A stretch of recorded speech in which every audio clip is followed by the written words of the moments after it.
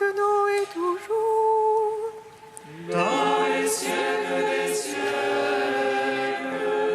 Amen. à la troisième heure du jour. Seigneur Tout-Puissant, sur tes apôtres tu envoyas le Saint-Esprit, faisant ta bonté qu'ils ne s'éloignent pas de nous, mais renouvelle et illumine nos cœurs. Pose sur nous ton regard, pénètre-nous de ta splendeur, que ton esprit nous fasse goûter ce qui est toi, qu'il redresse ce qui dévie et réunisse ton peuple dispersé par le péché. Car tu es venu, Seigneur Jésus, pour nous sauver en ton amour. Toi qui enduras la mort au milieu du jour, et par ta résurrection à tout rempli de gloire, avec le Père et le Saint-Esprit, nous te louons. Si vous avez part aux souffrances du Christ, réjouissez-vous, car l'Esprit de gloire repose sur vous. Si vous avez part aux souffrances du Christ, réjouissez-vous, car l'Esprit de gloire repose sur vous. Le Christ a été crucifié en raison de sa faiblesse, mais il est vivant de par la puissance de Dieu. Et nous qui en lui sommes faibles, nous serons vivants avec lui par la puissance de Dieu. Si vous avez part aux souffrances du Christ, réjouissez-vous, car l'Esprit de gloire repose sur vous. Gloire à toi, Père Saint, qui nous invite au royaume. Gloire à ton Fils, qui souffre et meurt dans notre chair. Gloire à l'Esprit, qui nous fait entrer dans sa Pâque, pour que nous mourions sa mort et vivions de sa vie. Si vous avez part aux souffrances du Christ, réjouissez-vous, car l'Esprit de gloire repose sur vous. Psaume 118, strophe 8. De ta miséricorde, la terre est pleine. Fais-moi connaître ta parole.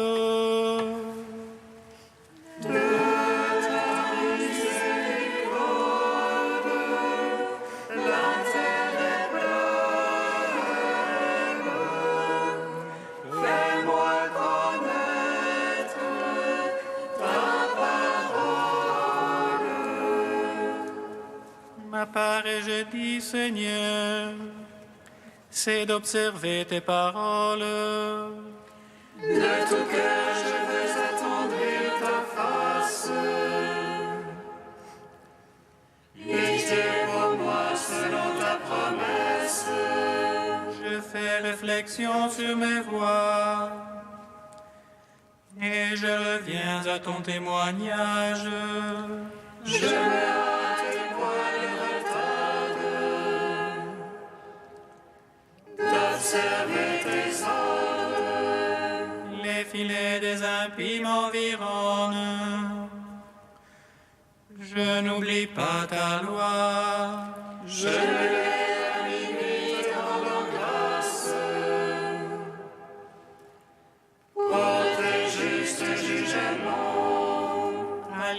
que je suis de tes fidèles, qui observent tes préceptes. De ton amour, Seigneur, la terre est pleine. Apprends-moi tes volontés. Gloire au Père, au Fils, au Saint-Esprit.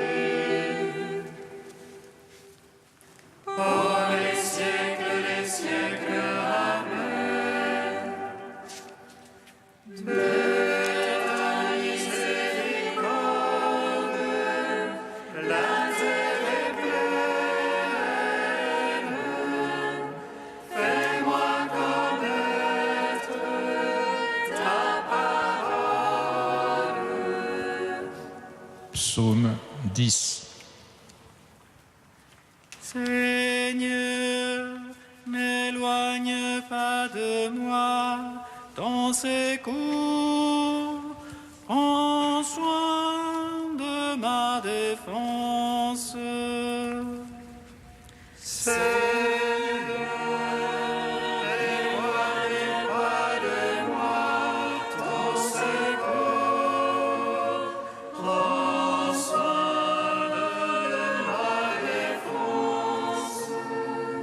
Mon Dieu, j'ai mon abri, le Seigneur est mon roc, mon rempart. Comment dites-vous à mon âme, fuis à ta montagne, petit oiseau. Vois les oublis rouler là-bas, ils ajustent leurs flèches à la corde. Pour viser dans l'ombre les cœurs droits, si les bases sont brillées, que peut le juste? Le Seigneur dans son palais de sainteté, le Seigneur dans les cieux et son trône. Ses yeux contemplent le monde, ses paupières éprouvent les hommes. Tu éprouves le juste et l'impie, il déteste l'ami de la violence. Il frappe le roi sur les impies, fait souffrir, et dans leur coupe un vent de flamme pour leur part. Dieu juste, il aime la justice, les cœurs droits contempleront sa face. Gloire au Père, au Fils, au Saint-Esprit, pour les siècles des siècles. Amen. Seigneur, n'éloigne pas de moi ton secours. Prends soin de ma défense. Psaume 11. Sauve Seigneur, il n'est plus des saints. La vérité a disparu parmi les fils des hommes. Ils ne font que mentir chacun son prochain. Lèvres trompeuses de langage d'un cœur double. Que le Seigneur étrange toutes lèvres trompeuses. La langue qui fait de grandes phrases. Ceux-là qui disent la langue est notre fort. Nos lèvres sont pour nous qui serait notre maître. Devant le pauvre qui gémit, le malheureux qu'on dépouille. Maintenant je me lève, déclare le Seigneur. J'assurerai le salut à ceux qui en ont soif. Maintenant je me lève, déclare le Seigneur. Les paroles du Seigneur sont des paroles sincères. Argent natif qui sort de terre, cette foi épurée. Toi, Seigneur, tu nous prends sous ta garde. Tu nous protèges contre cette vengeance à jamais. Voix de toutes parts hurlent les impies. La bassesse est au sommet parmi les fils des hommes. Gloire au Père, au Fils, au Saint-Esprit.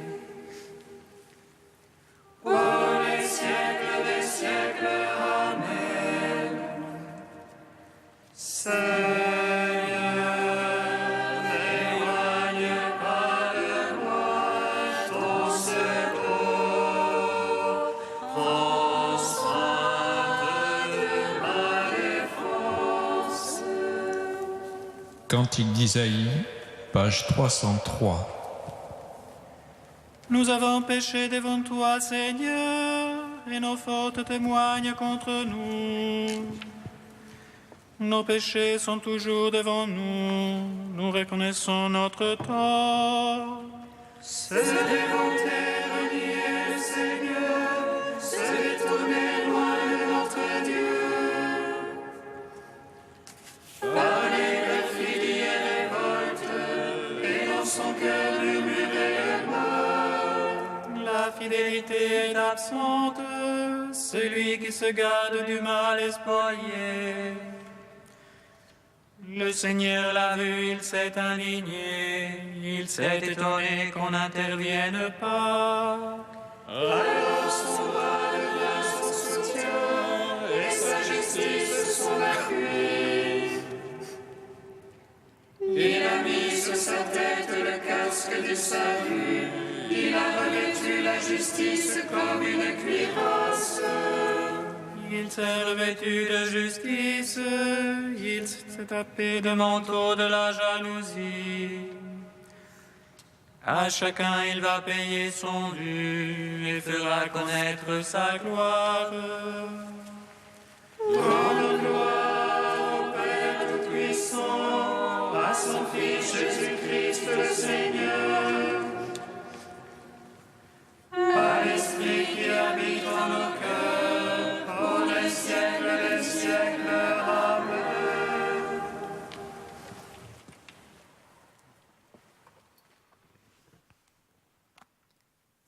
De Raniero Canta la Messa, nous prêchons un Christ crucifié.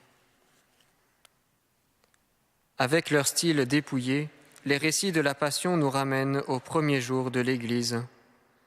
Tout se ramène à deux événements. Il est mort, il est ressuscité.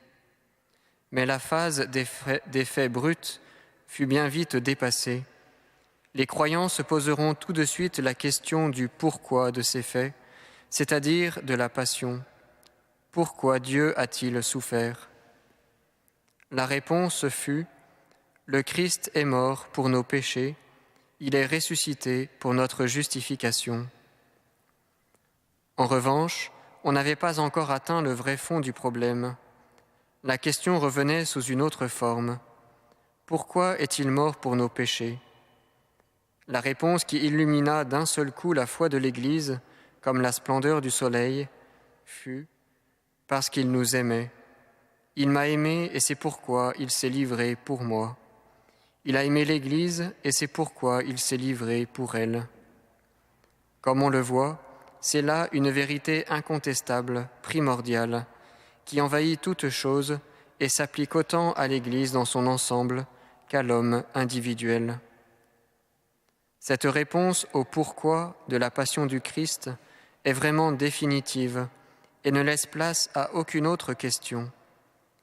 Il nous a aimés parce qu'il nous a aimés, un point c'est tout. L'amour de Dieu, en effet, n'a pas de pourquoi. Il est gratuit. Unique amour au monde qui soit vraiment et totalement gratuit, qui n'exige rien pour lui, il a déjà tout, mais ne fait que donner, ou mieux, se donner. L'Évangile n'est rien d'autre que ceci, le joyeux message de l'amour de Dieu dans le Christ Jésus.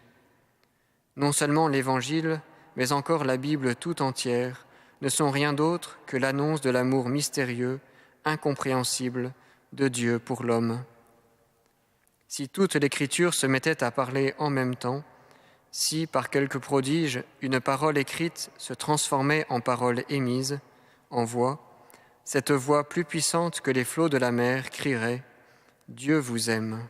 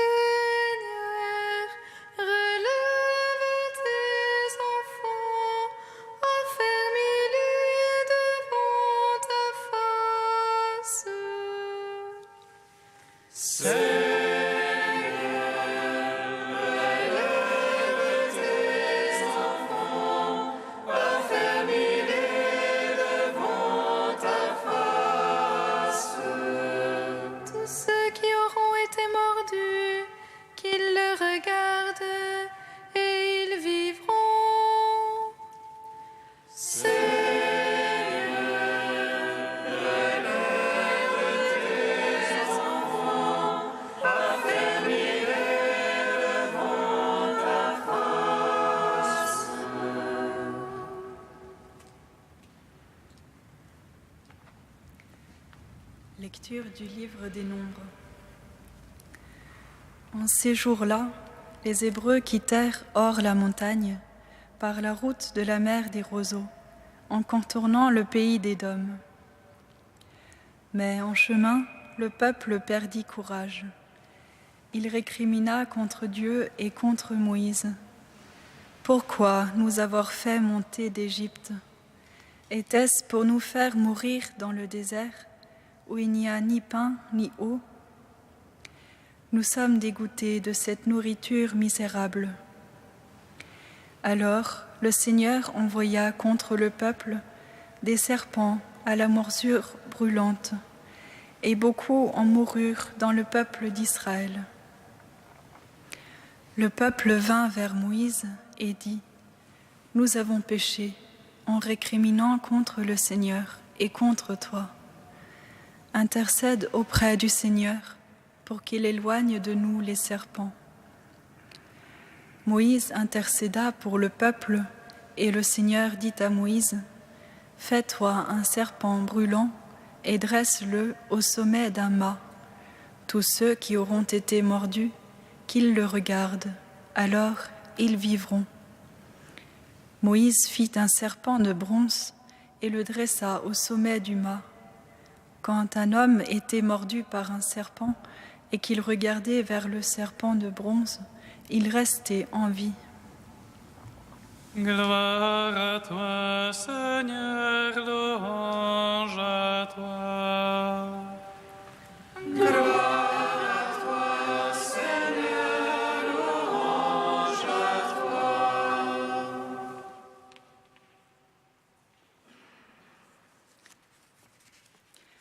Pourquoi ? Le peuple vient de passer près de Mériba et traverse le deuil de Myriam et d'Aaron, enterrés au désert. Ils se lamentent et murmurent contre le Seigneur et contre Moïse. Ils trouvent le chemin trop long. Cela fait presque 40 ans qu'ils marchent dans le désert. Il y a de quoi en avoir assez. D'inévitables pourquoi surgissent, et même le but de la terre promise perd son sens et son goût. Pourquoi nous avoir fait monter d'Égypte pour nous conduire en ce sinistre lieu et pour nous faire mourir ? Pourquoi ? Nous sommes dégoûtés de cette nourriture misérable, disent-ils, bien que Dieu fasse quotidiennement descendre de la manne du ciel. Ce qu'ils avaient reçu jadis comme un don de Dieu qui leur sauvait la vie, leur est devenu maintenant une nourriture trop monotone qui les rebute. Le dégoût, le découragement des pourquoi survient quand le peuple oublie l'émerveillement et l'action de grâce pour les innombrables interventions du Seigneur, pour tous ces comment Dieu a agi pour le libérer de l'esclavage. Il est en effet difficile de vivre libre, pour eux, mais pour nous aussi. Librement sur les chemins du désert, les Israélites se sont révoltés contre Dieu et ont même maudit leur libération d'Égypte. Et pourtant, c'est sur cette route du désert, affamés, assoiffés et fatigués, qu'ils ont rencontré Dieu.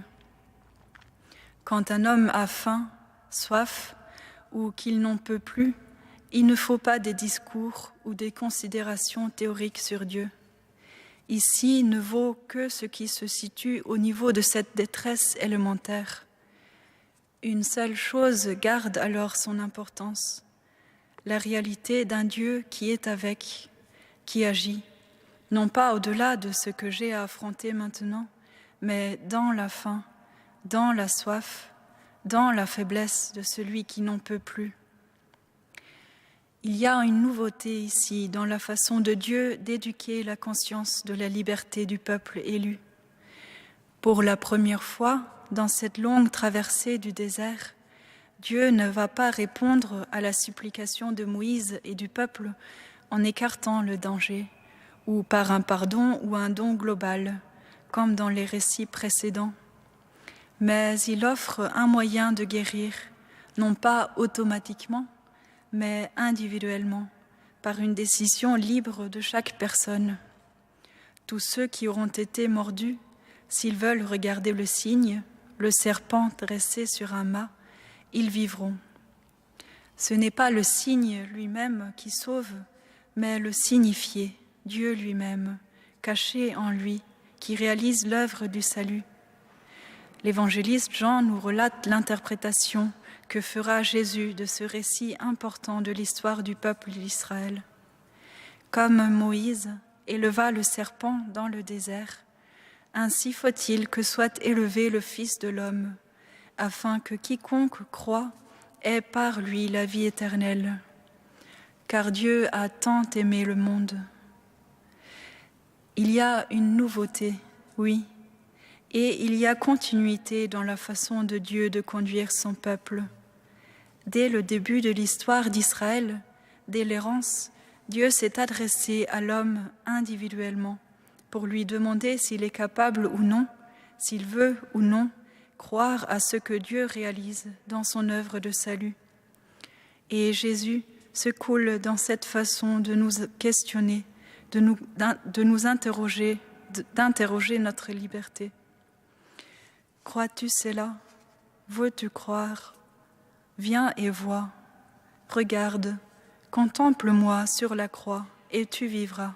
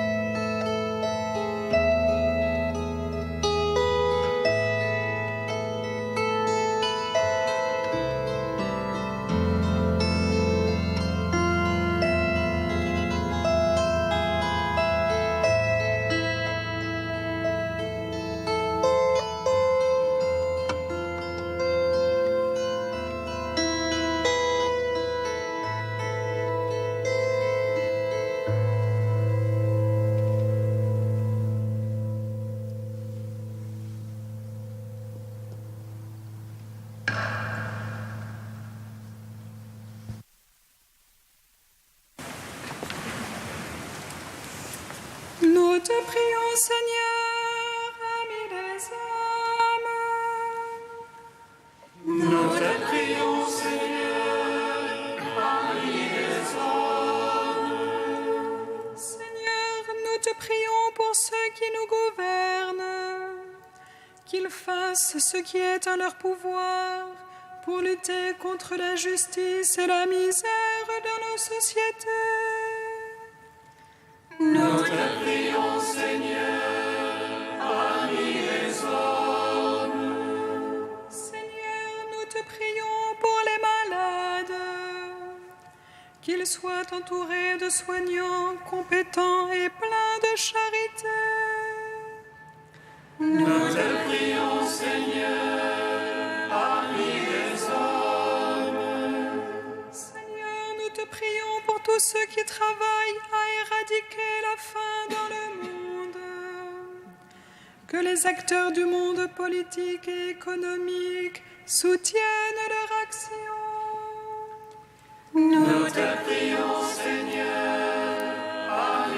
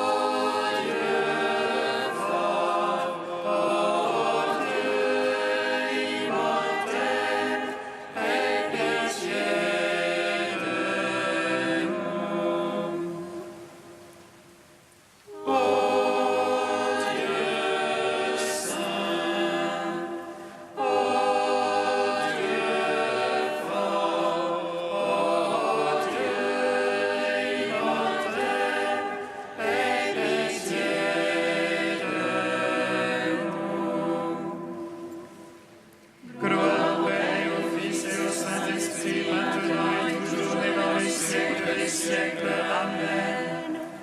Dieu immortel, aie pitié de nous. Ô Dieu saint, ô Dieu fort, ô Dieu immortel, aie pitié de nous. Guidati dallo Spirito di Gesù, illuminati dalla sapienza del Vangelo, osiamo dire. Padre nostro che sei nei cieli, sia santificato il tuo nome, venga il tuo regno, sia fatta la tua volontà, come in cielo così in terra. Dacci oggi il nostro pane quotidiano e rimetti a noi i nostri debiti, come noi rimettiamo ai nostri debitori, e non ci indurre in tentazione, ma liberaci dal male.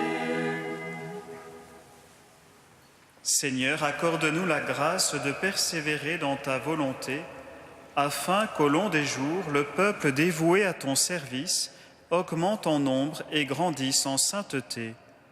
Par Jésus-Christ, ton Fils, notre Seigneur et notre Dieu, qui règne avec toi et le Saint-Esprit, maintenant et pour les siècles des siècles.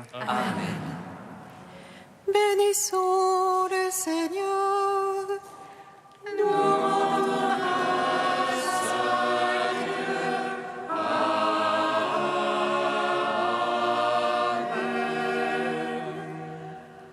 L'ange annonça à Marie qu'elle serait la mère du Sauveur. Et elle conçut de l'Esprit Saint. Réjouis-toi, Marie, pleine de grâce, le Seigneur est avec toi. Tu es bénie entre les femmes, et Jésus, le fruit de ton sein, est béni. Voici la servante du Seigneur. Qu'il me soit fait selon ta parole. Réjouis-toi, Marie, pleine de grâce, le Seigneur est avec toi. Tu es bénie entre les femmes, et Jésus, le fruit de ton sein, est béni. Et le Verbe s'est fait chair, et il a demeuré parmi nous. Réjouis-toi, Marie, pleine de grâce, le Seigneur est avec toi.